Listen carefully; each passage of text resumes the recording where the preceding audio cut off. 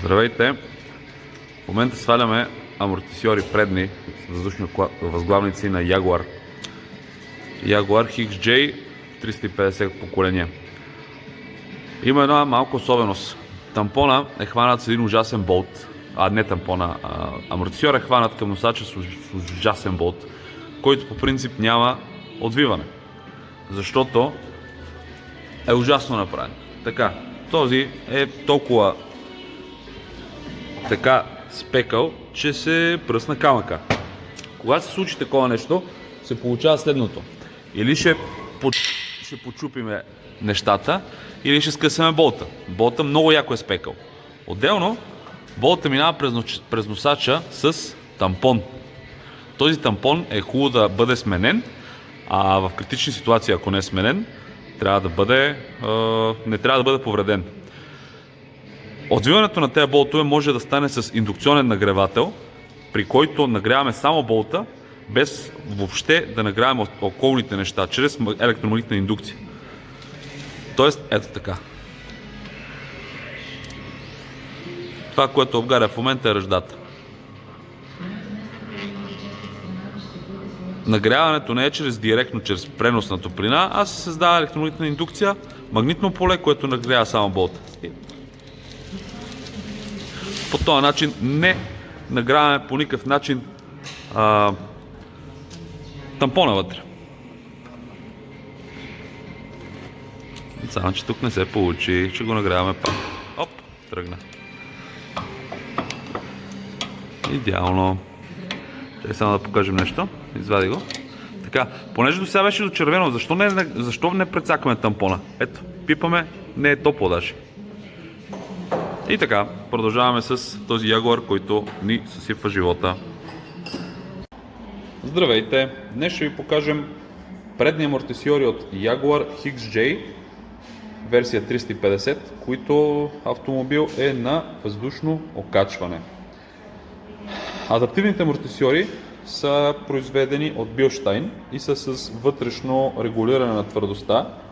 Кабелчетата минават през стеблото. Тук не знам дали ще се види буксичката. И това е де-факто управлението минава през стеблото, през стержена на амортисьора, за да може вътре да променя твърдостта на амортисьора. Автомобилът дойде при нас доста силно чукащ, брутално чукащ, като единият от двата амортисьора е доста изтекал. Сега и двата, се вижда и двете възглавници вътре ще са омазнени, но тази едната направо е пълна с масло. Сега ще качим и двата амортисьора на стенда и ще ви покажем как се държи амортисьори, каква е графиката и на какво се дължи чукането преди ремонта. Правим един динамометричен тест, автоматичен, преди ремонта, за да видим какво ще покаже графиката. И още сега графиката се вижда колко е абсурдна. Какво се случва в момента? Амортисьорът работи само в ето този тук ход. Тук всичко е в безтегловност. И де-факто, когато в определен... Нека мине първо тропането и тогава ще е шумно.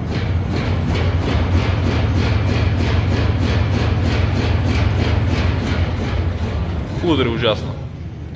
Удари ужасно и какво се случва?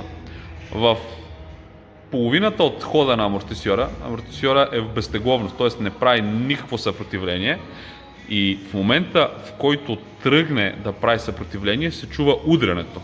Т.е. амортисьора работи точно обратно, точно когато трябва да има съпротивление, той не го прави. Със сигурност, това са монотюб амортисьори, със сигурност газта от газовата камера е влязла в маслото, защото представете си, амортисьора е разделен на две, тук имаме сепаратор, делител, в долната част има азот, под около може би 25-30 атмосфери и частта с хидравличното масло. Когато газта успее да мине в маслото, всичко става на Кока-кола и започва да работи тъй. Сега ще го отворим и ще видим вътре какво се случва. Ето и малко от вътрешностите. Доста простичко устроен амортисьор.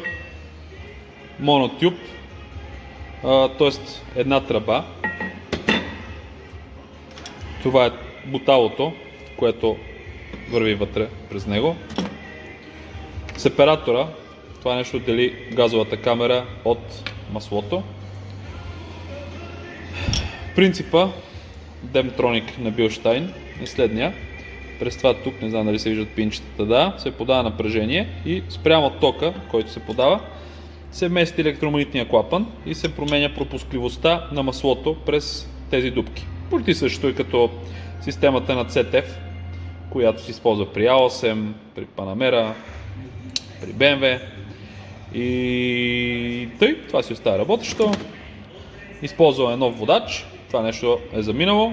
Разбира се, нов водач с двоен самосмазващ се маслен семеринг, който не е алуминиев. Този е алуминиев и е за хвърляне. Сега ще тестваме вече другият, който е готов амортисьор. Този все още не сме го събрали на стенда и ще видим резултата. Да направим и теста след ремонта. Това е припуквано от самия стенд. Да видим и графиката, сравнена с предишната. Абсолютно симетрична, как си трябва. Всичко газифицирано, направено.